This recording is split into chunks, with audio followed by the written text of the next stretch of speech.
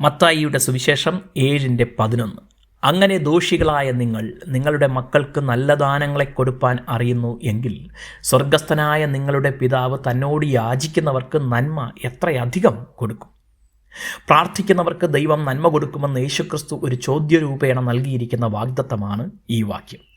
എന്താണ് നന്മ എന്ന് ചോദിക്കുകയാണെങ്കിൽ പലതും നമ്മുടെ ചിന്തകളിൽ നിന്ന് വ്യത്യസ്തമായിരിക്കും. ദൈവത്തെ സ്നേഹിക്കുന്നവർക്ക്, നിർണയപ്രകാരം വിളിക്കപ്പെട്ടവർക്ക് തന്നെ സകലവും നന്മയ്ക്കായി കൂടി വ്യാപരിക്കുന്നു എന്നാണ് അപ്പോസ്തലനായ പൗലോസ് നൽകിയിരിക്കുന്ന ഉറപ്പ്. അങ്ങനെയെങ്കിൽ നാം തിന്മയെന്ന് കരുതുന്ന കാര്യങ്ങൾ പോലും നാളെ നന്മയായി ഭവിക്കും. നാം ദൈവത്തോടുള്ള വ്യക്തിപരമായ ബന്ധത്തിൽ നിലനിന്ന് വളരേണ്ടതിനും ദൈവപ്രവൃത്തികൾക്കായി ഉപയോഗപ്പെടേണ്ടതിനും ദൈവം പ്രാധാന്യം കൊടുക്കുന്നു എന്ന് മറക്കരുത്. ഭൂമിയിലെ മാതാപിതാക്കൾ മക്കൾക്ക് നല്ല ദാനങ്ങൾ കൊടുക്കുന്നു എന്ന സ്വാഭാവിക കാര്യമാണ് നമ്മിലെ വിശ്വാസത്തിൻ്റെ ഉറപ്പിനായി യേശു ഉപയോഗിക്കുന്നത്. ഭൂരിഭാഗം മാതാപിതാക്കളും മക്കൾക്ക് നല്ല ദാനങ്ങൾ മാത്രമേ കൊടുക്കുകയുള്ളൂ.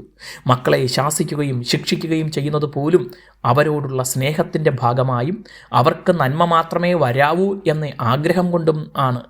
നാളെ ജീവിതത്തിൽ കഠിന സാഹചര്യങ്ങളുണ്ടായാലും അവർ തളർന്നു പോകാതിരിക്കാൻ നല്ല പരിശീലനങ്ങൾ നൽകുന്നതും നമുക്ക് ചിന്തിക്കാവുന്നതാണ്.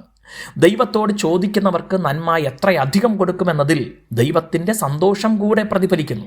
ചോദിക്കുന്നവർക്ക് നന്മ എന്നതിൽ നന്മയാണ് അവർ ചോദിക്കുന്നത് എന്നത് വ്യക്തമാണല്ലോ. നാം നന്മ ചോദിക്കുന്നതും നന്മ അനുഭവിക്കുന്നതും ദൈവത്തിന് ഇഷ്ടമാണ്. ദൈവം നാം കഷ്ടമനുഭവിച്ച് സന്തോഷമില്ലാതെ ജീവിക്കുന്നത് കാണുമ്പോൾ സന്തോഷിക്കുമെന്ന് തോന്നുന്നുണ്ടോ?